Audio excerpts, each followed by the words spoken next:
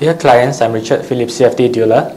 In this week's commentary, I will review on the global market's performances and to put things in perspective as 2013 draws to an end. Secondly, I would like to share my view on Straits Times Index, STI's underperformance versus the global equity benchmark.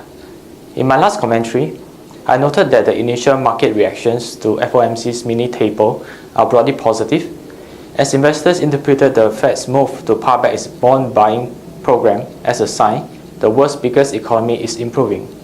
Indeed, S&P 500 continues to scale new heights, capping 2013 with a 29.6% annual gain, with its positive momentum underpinned by positive economic reports in the final 2 weeks of the year. For instance, the Conference Board reported that consumer confidence rose more than expected in December. Other reports show that US durable goods orders rose in November more than forecast.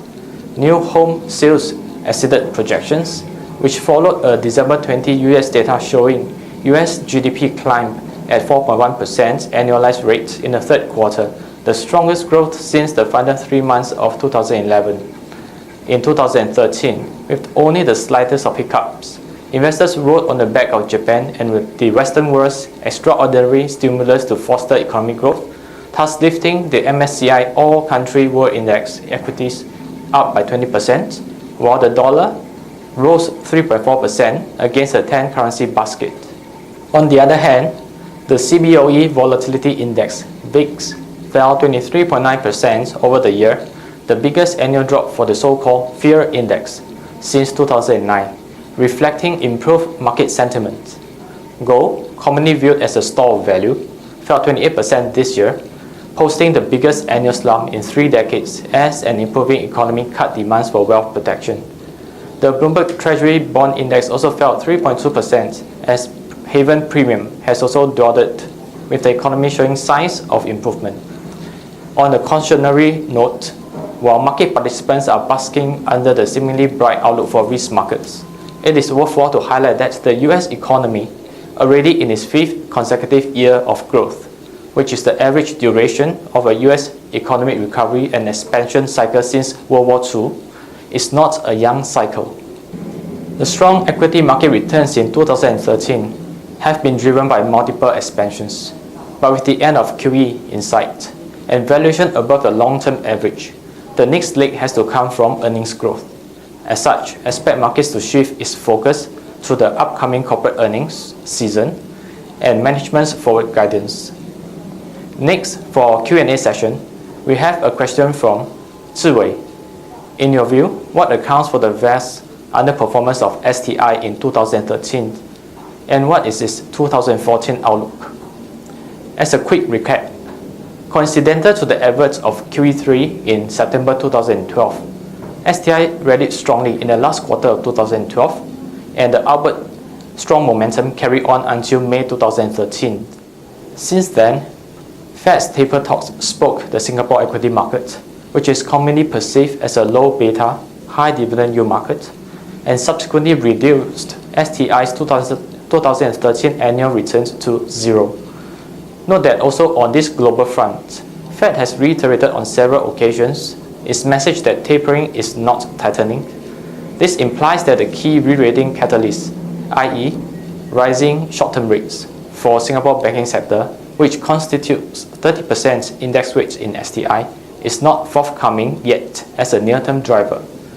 Regionally, STI also has meaningful exposure to the ASEAN economies by index representation by the Jardine suite of companies, as well as its banking sector's growing regional expansion plan.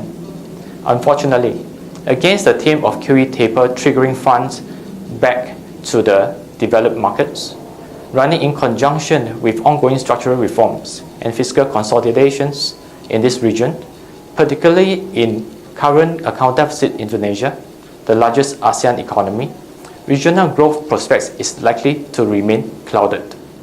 Within Singapore economy itself, the ongoing economic restructuring, i.e. tightening foreign worker policies, complemented with the likelihood of a continued appreciation stance in SGD and property cooling measures, more promising to provide a structurally strong model for long-term sustainable growth.